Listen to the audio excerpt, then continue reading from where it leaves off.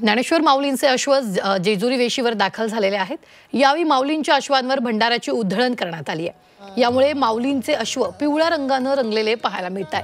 डोळ्यात साठवून ठेवावं असं हे मनोहर दृश्य होतं। मोठ्या संख्येने जेजुरी वेशीवर वारकरी आणि गावकरी भंडारा घेऊन उभे होते। त्यांनी मुक्त हस्ते माऊलींच्या अश्वांवर भंडाराची उधळण केली, तेव्हा संपूर्ण परिसर पिवळ्या रंगात माखलेला दिसून आला। शैव आणि वैष्णवांचा हा अनोखा मेळा हा आषाढी वारीतला महत्त्वाचा टप्पा असतो। या संदर्भात ताजे अपडेट देत आहेत आपले प्रतिनिधी निलेश खरवरे। माऊलींचे अश्व पिवळ्या रंगात सध्या रंगल्याचं पाहायला मिळतंय। निलेश, नक्कीच या ठिकाणी जर बघितलं तर वारकऱ्यांमध्ये एक मोठा भक्तिभाव आपल्याला पाहायला मिळत आणि वारकऱ्यांना ज्या गोष्टीची आतुरतेने वाट बघत होते असा जो क्षण होता तो जेजुरीतला क्षण या ठिकाणी आपल्याला संपन्न झालेला पाहिला होता। शैव आणि वैष्णव या परंपरेचा दोन मिलाप आहे तो या ठिकाणी झालेला पाहायला मिळाला।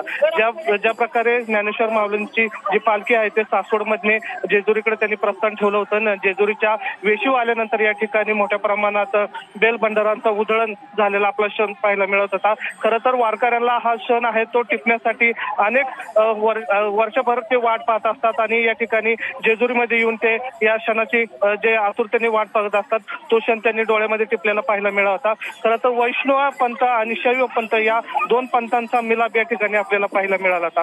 खरं तर या ठिकाणी जर आपण बघितलं तर मोठ्या प्रमाणात वारकऱ्यांकडून आणि गावकऱ्यांकडून बेलभंडाराची उधळण आहे ती मोठ्या प्रमाणात माऊलींच्या पालखीवर झालेली पाहायला मिळाली आणि ह्याच गोष्टीसाठी वारकरी आहे ते जेजुरीमध्ये सकाळपासून ठाण मांडून होते आणि त्यासाठी जेजुरी देवस्थान असेल किंवा ग्रामस्थ असेल त्यांनी मोठ्या प्रमाणात जय्यत तयारी सुद्धा केलेली आपल्याला पाहायला मिळेल। ती खरं तर वारकरी संप्रदायामध्ये ही परंपरा आहे, ज्यावेळेस संत ज्ञानेश्वर महाराजांची पालखी जेजुरीमध्ये दाखल होती त्याचवेळी त्यांच्या वेशीवर मोठ्या प्रमाणात उधळण जी आहे बेलभंडाराची ती केलेली आपल्याला पाहायला मिळते। आणि आता या ठिकाणी संत निश्चित निलेश, धन्यवाद। आपण पाहिले सध्या मोठ्या संख्येने जेजुरी वेशीवर वारकरी आणि गावकऱ्यांनी भंडारा उधळत यावेळी अश्वांचं स्वागत केलेलं आहे।